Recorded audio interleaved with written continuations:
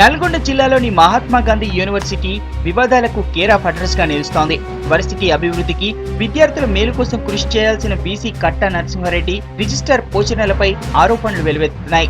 ఈ ఇద్దరు యూనివర్సిటీలో అవినీతికి కేంద్రంగా నిలుస్తున్నారని మహాత్మా గాంధీ యూనివర్సిటీ పరిరక్షణ సమితి ఆరోపించింది. యూనివర్సిటీలో జరుగుతున్న అక్రమాలను అడ్డుకుందాం, అవినీతిని అంతం చేద్దామంటూ దీక్ష చేపట్టింది.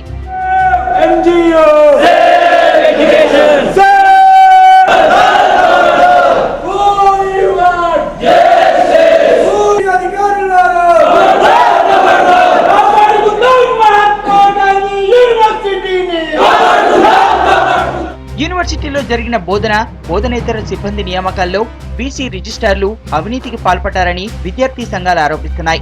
ఏడాది కాలంగా ఉన్నతాధికారులపై చర్యలు తీసుకోవాలని ఆందోళన చేస్తున్నా ప్రభుత్వం పట్టించుకోవడం లేదని విమర్శిస్తున్నారు విద్యార్థి సంఘ నాయకులు.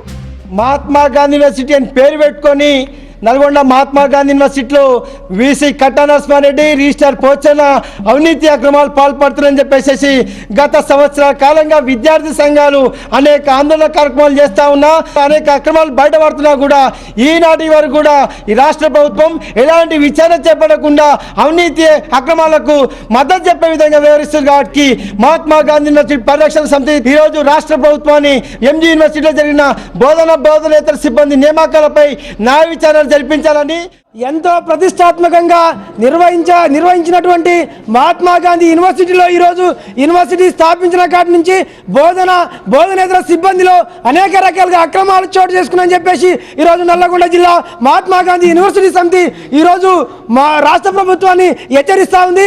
ఈరోజు మహాత్మా గాంధీ యూనివర్సిటీ పరిరక్షణ సమితి ఈరోజు రాష్ట్ర ప్రభుత్వాన్ని హెచ్చరిస్తూ ఉంది. వీసీ మాత్రం సిబ్బంది నియామకంలో ఎలాంటి అవకతవకలు జరగలేదని చెబుతున్నారు. ప్రభుత్వ అప్రూవల్ ప్రకారమే నియామకాలు జరిగాయంటున్నారు. ఏమైనా తప్పులు జరుగుంటే విచారణ జరిపి చర్యలు తీసుకుంటామన్నారు వీసీ. నాన్ టీచింగ్ అపాయింట్మెంట్స్ నేను చేయలేదు, అంతకుముందు జరిగింది. టీచింగ్ అపాయింట్మెంట్ మీద కూడా అన్నీ కూడా ఎంఎన్డీసీ గవర్నమెంట్ అప్రూవల్ తీసుకొని ఇవ్వడం జరిగింది. ఏమైనా అన్యాయం అయిందనుకుంటే వాళ్ళు కోర్టుకు పోవచ్చు, లేకపోతే అప్రాపరేట్ ఏజెన్సీస్ దగ్గరికి పోవచ్చు. నాకేమో ఆబ్జెక్షన్ లేదు. ఒకవేళ అట్లా అనుకుంటే వాళ్ళు ఇల్లీగల్గా మెరిట్ లేకుండా అపాయింట్ అయితే వాళ్ళ మీద నాకు లిస్ట్ కనిపిస్తే ఒక కమిటీ చేస్తాం, కమిటీ ఎంక్వైరీ చేయిస్తాం. కమిటీ కూడా తెలుసుకొని దెన్ దే కెన్ డిసైడ్. యూనివర్సిటీలో ఉన్నతాధికారుల అక్రమాలపై వెంటనే న్యాయ విచారణ జరపాలని విద్యార్థి సంఘాలు డిమాండ్ చేస్తున్నాయి. లేదంటే జిల్లా వ్యాప్తంగా ఆందోళన కార్యక్రమాలు చేపడతామని హెచ్చరిస్తున్నాయి.